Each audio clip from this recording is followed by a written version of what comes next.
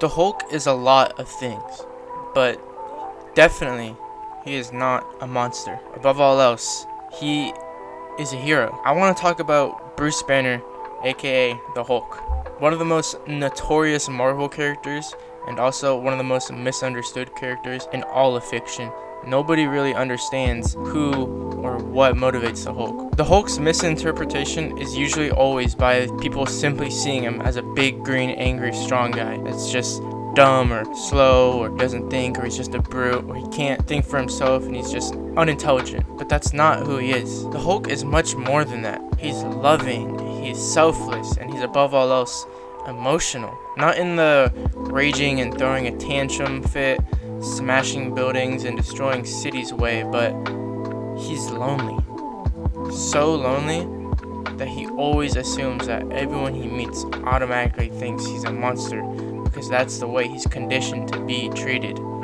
Watch out for civilians. Is that why you teamed up with me? To protect people from the monster? Stow that talk. I want you to protect civilians from Hydra. They're the monsters here, not you. In my day, we had a name for someone like you. Yeah? What's that? Hero. The creation of the Hulk had a lot of inspiration behind them. There's a quote that I really like, and I really do agree with, and it's that good artists copy, but a great artist steals. In 1818, the renowned Frankenstein was released, and soon after, the 1886 gothic horror novella, Strange Case of Dr. Jekyll and Mr. Hyde. This led to countless people reading about these stories and shortly led to movie adaptations. One of these countless people happened to be the one and only Stan Lee. Stan Lee had one of the most keenest eyes for a character and their traits and their personality. Stan Lee didn't view Frankenstein as just a simply big, scary monster. He saw him as the good guy. He saw him almost as a human, like a sad person that's being hunted, rather than just a scary monster that was being portrayed in the story. And Stan Lee was intrigued by the idea of Jekyll and Hyde's ability, which was to change into a monster. So he used both of these ideas and used the best of both worlds. What was next was unexpected though. It was the birth of one of the greatest stories inspired from a combination of these two stories to make a new and unique character, the Hulk.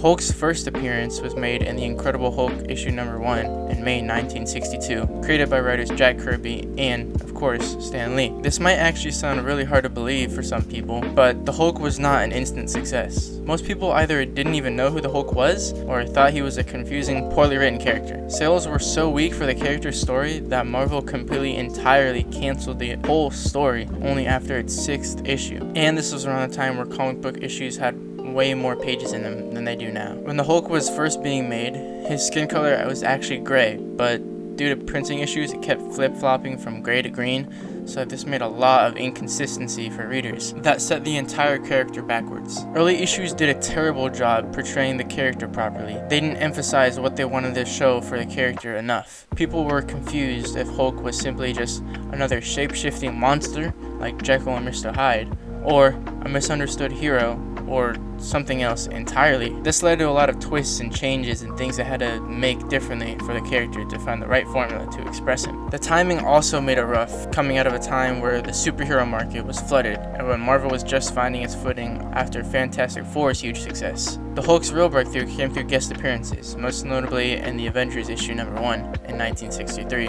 and Fantastic Four number 13, 1963. A year later though, the Hulk settles in Tales to Astonish, leading to the growth of the character eventually getting his own series again in 1968. Nobody could have seen what came next, the new era and the new dawn. This era leads us to the phase known as the Bronze Age.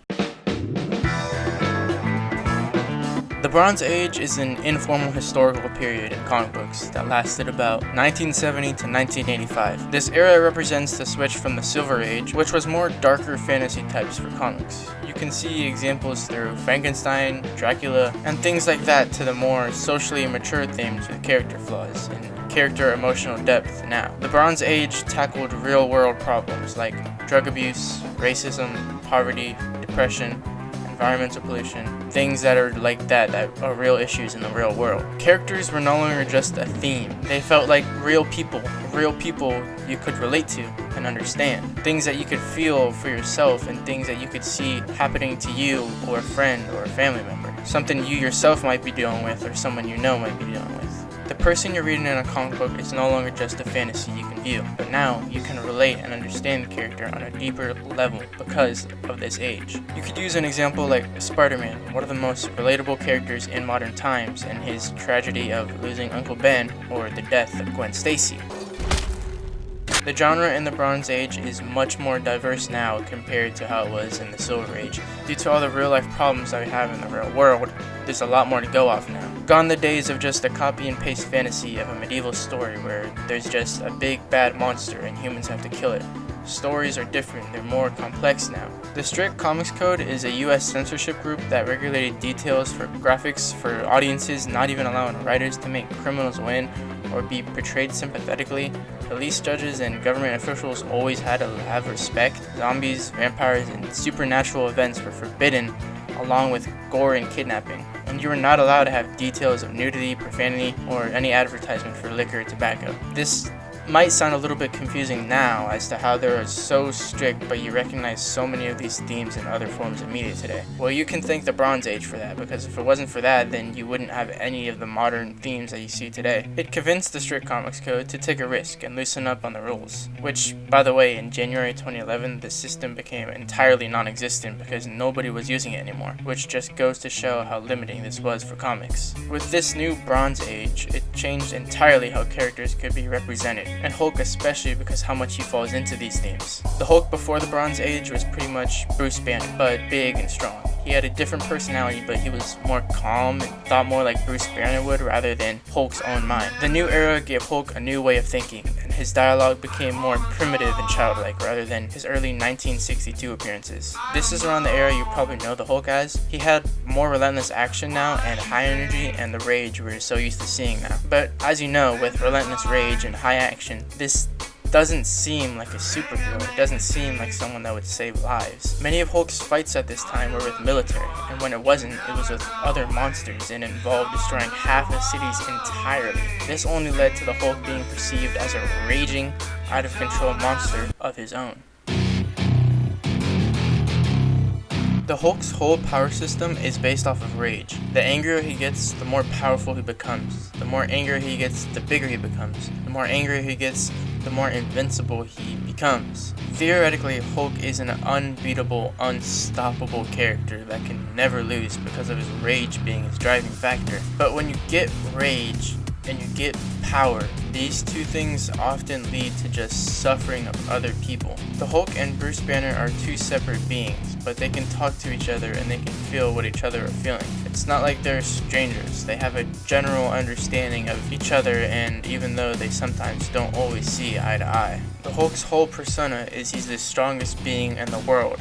Pretty much. Let's not get into that debate. He pretty much is, just generally speaking. But the Hulk's strength is so immense and so powerful that because he's so strong, he is so alone. Because everyone is afraid of his power and afraid of how he looks. A big, green, bulging, muscle, 8-foot Goliath? That's pretty scary to see for these people. Especially if he's screaming and smashing buildings and fighting these other terrifying monsters. There's going to be something built up in their head that makes him, himself, seem like a monster. But Hulk doesn't want to be scared. He wants a friend. He wants to not feel misunderstood and alone. Hulk Grey is a 2004 comic showing the origins of Bruce Banner being transformed into the Hulk. You know, the whole getting hit by a gamma ray on a military lab with Ross leading the project. This story, however, Hulk wasn't always green. He first was gray, kind of like the name of the comic. The story goes through Hulk's first transformation as he runs away and he finds himself running to Betty, who's pretty much the love interest of this story. Bruce thinks to himself about how he felt Hulk, and it was the first time he felt like he wasn't a separate person from the Hulk. He could feel what he felt, and Hulk and Bruce were thinking about the same thing in that moment. They were both thinking about Betty. She couldn't believe what she was seeing, and she begged Hulk to tell her where Banner was, to the point where she exhausted herself completely. Hulk caught her, and Ross showed up with an army staring at Hulk. And at this point, Ross didn't know Hulk and Banner were the same person. He was shocked when Hulk spoke his name, and in shock, he told his men to fire, shooting at Hulk, but also his own daughter, Betty. Hulk didn't want her in danger and quickly protected her and left her with Ross and leaped away. He was, again, alone. He didn't have anyone to talk to. On a cliff, Hulk found a little rabbit, gray just like him. Hulk actually looked happy. He had a grin and saw the rabbit as a friend. He picked him up, he played with him, and he pet him. And he felt the soft fur of the rabbit. He wanted to keep him forever. The Hulk, however, looked at his hand and noticed the rabbit was wet. He was concerned for him and he looked closer, and sadly, Hulk was unaware of his own strength and realized he crushed the bunny just by petting him. Once again, he was all alone. Banner always viewed Hulk as a problem, as a threat, but that's not what the Hulk is. He's an accident that was made in a lab, yes, but Hulk has the intentions of caring for a human life. Hulk is burdened with being alone so much, yet he still cares for others' lives and safety. It would never hurt an innocent person. Hulk always puts himself in the way of danger, so he can fight the big battles that nobody else can. Hulk was never meant to be a monster. He is and always will be a hero, but a hero saddened and destined to always and forever be misunderstood. That's pretty much all I have to say. This was an interesting video. I feel like I really took a more serious note on this, and I feel like I took a more commentary, serious note kind of vibe going on rather than what I usually do, but I enjoyed it. It was different. It was a lot more script writing, I'll say that for sure. I had to look into a lot more things and look into the character a lot more, but it was different. I kind of enjoyed it. It was cool. I don't know. But if you like this video, let me know. I would definitely be open to doing more, and I have more stuff coming. I have a lot more stuff coming, and school's about to start, so I hope I can stay consistent. Hope I can stay with doing this, and hopefully all goes well, and I can keep uploading and keep making videos consistently. But yeah, that's pretty much all I have to say.